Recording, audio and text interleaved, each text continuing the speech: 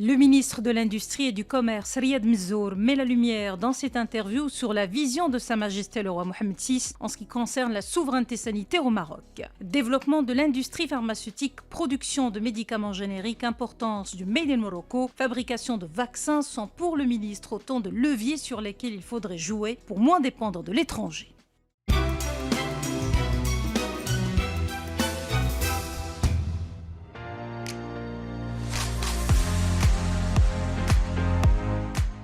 D'abord, on a un secteur pharmaceutique qui est un des plus performants du continent.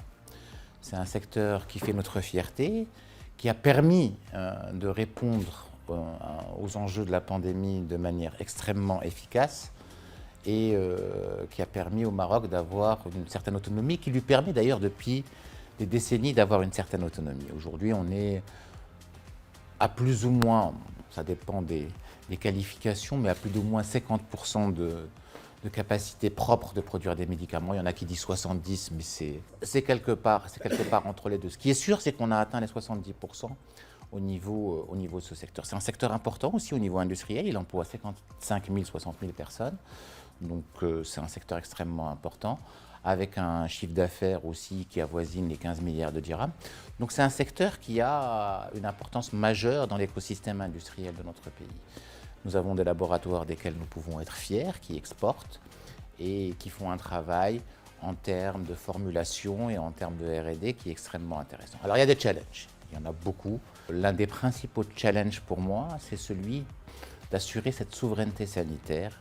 Parce que si on maîtrise la partie formulation et la partie finition, on va dire, du médicament, pour parler de manière très très simple, on ne maîtrise pas encore beaucoup les principes actifs. Les principes actifs, c'est plus de l'industrie de la chimie que de l'industrie du médicament. Et c'est cette industrie-là que nous souhaitons développer pour compléter et renforcer notre souveraineté. Le deuxième challenge, c'est d'accompagner cette industrie pharmaceutique pour qu'elle puisse répondre aux enjeux du grand projet royal de la couverture sociale généralisée, qui a commencé par la partie couverture médicale, qui va, selon nos estimations, engendrer un triplement de consommation en matière de médicaments. Pour faire simple, vous savez que l'industrie pharmaceutique parle en boîtes, donc on va passer de plus ou moins 340-350 millions de boîtes à plus d'1 milliard de boîtes de consommation par an. Cette croissance qui est attendue, qui va être très rapide avec la généralisation de l'assurance maladie obligatoire à tous les Marocains, exige que nous accompagnions encore plus fortement le secteur pour qu'il puisse, pour le moins, conserver ses parts de marché et au mieux les renforcer et utiliser ce développement comme levier de croissance et levier de renforcement pour répondre à la demande nationale et renforcer de manière substantielle ses exportations. Le Maroc joue ce rôle, doit encore le renforcer, a encore un rôle encore plus important à jouer sur le continent, mais aussi en tant que hub international de la région, sur la Méditerranée et sur l'Europe, pour pouvoir fournir des médicaments. Vous savez qu'on exporte aussi des médicaments vers l'Europe. Donc il y a des opportunités exceptionnelles pour cette industrie, il y a un savoir-faire qui est là depuis plusieurs décennies. Il y a un marché local qui est en forte croissance, donc il y a tous les ingrédients qui sont là.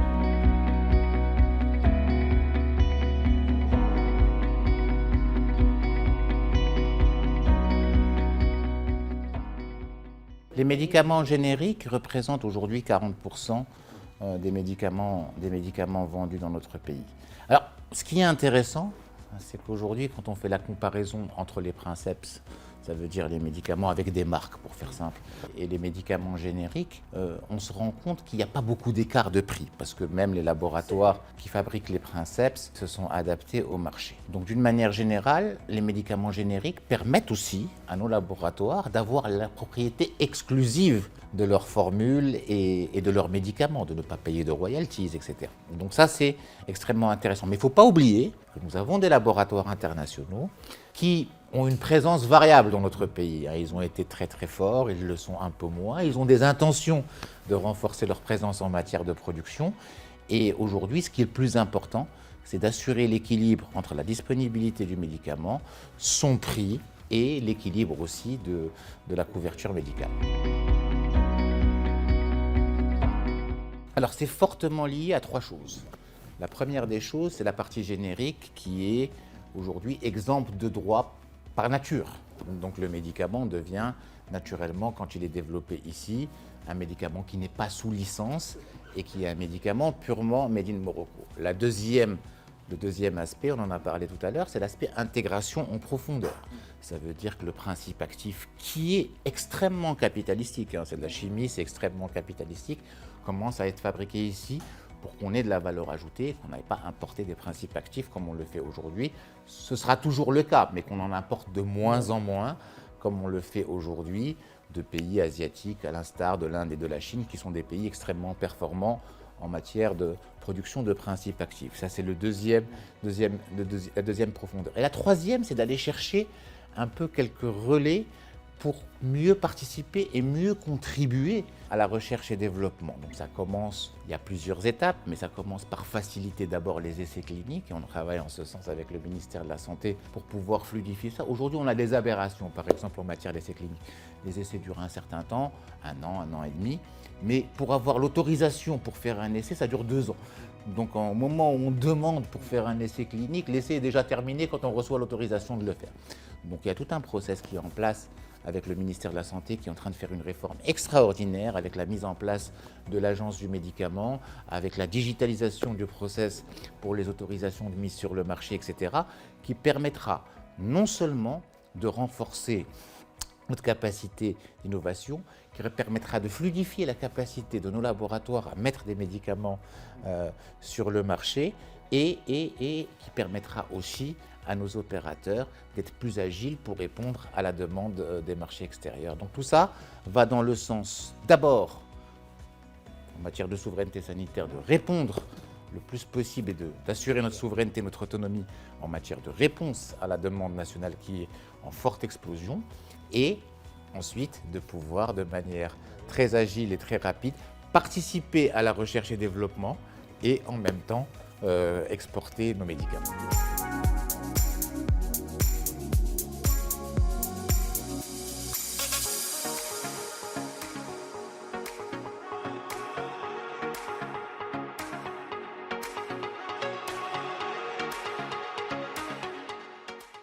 Les prix qui ne cessent d'augmenter, c'est pas si évident parce que les prix, pour changer un prix public d'un médicament, il faut un travail. Donc voilà, il faut une circulaire assez précise. Donc avant qu'un laboratoire ne puisse changer un prix, je vous assure que c'est pas aussi facile que de changer le prix de la tomate. Ça prend un processus beaucoup plus long. Et donc les prix n'ont pas forcément évolué malgré le fait que les intrants soient plus chers et donc les laboratoires, pour la plupart, ont encaissé le coût. La deuxième des choses, c'est effectivement, les AMM prennent du temps. Alors, il faut comprendre pourquoi ils prennent du temps. C'est un médicament, c'est quelque chose que dans d'autres pays, on appelle une drogue. C'est quelque chose qu'on ingurgite, qu'on met dans le corps humain.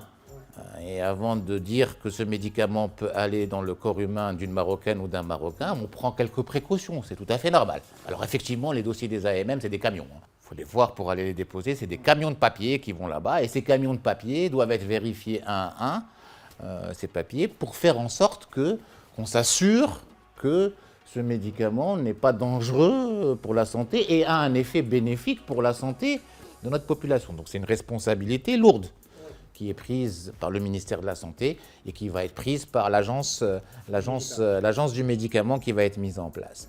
Donc encore une fois, effectivement, c'est beaucoup de travail, c'est beaucoup de coûts, c'est une précaution. On n'est pas là pour donner n'importe quoi aux Marocains et dire allez, on va donner silence vaut accord pour un médicament, si au bout de 30 jours on ne vous répond pas, vous avez le droit de vendre n'importe quel médicament aux Marocains, quoi. C'est pas possible, c'est quelque chose qui n'est pas envisageable. Alors bien évidemment, on ne reste pas à rien faire, on va raccourcir ce process. Le ministère de la Santé travaille de manière acharnée avec cette agence du médicament et dans le cadre du contrat programme qu'on a signé ensemble pour faire en sorte que ce process soit digitalisé. Ça veut dire que ça va faciliter certaines choses, ça va permettre l'évaluation automatique de certains tests, de certains documents, et que 2 process soient mis en parallèle. C'est le process de l'AMM, le process d'autorisation de mise sur le marché et le process de mise en place du prix qui prenait aussi un certain temps pour que ces 2 process aillent de pair et en parallèle et raccourcir ce délai. Mais encore une fois, il s'agit de raccourcir ce délai sans en aucune façon mettre en danger la santé des Marocains.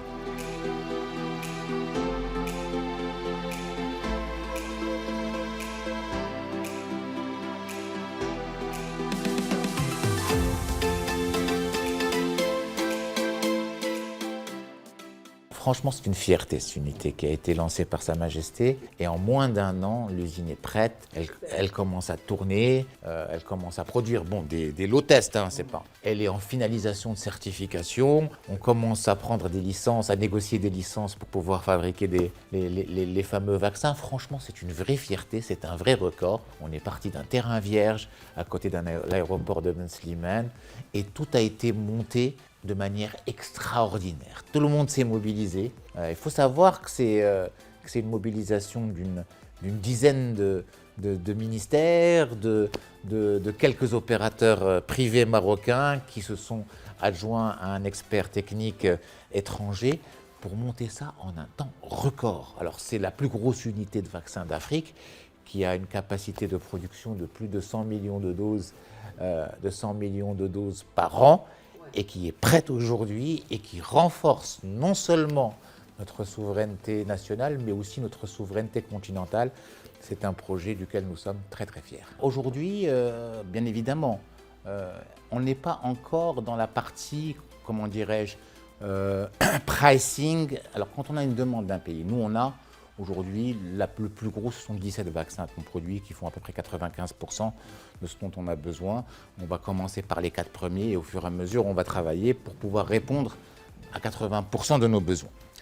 Et puis, on connaît un petit peu le besoin et la demande de certains pays amis du continent et on est en train de regarder comment on peut récupérer les licences pour pouvoir fournir ce vaccin au meilleur coût et au meilleur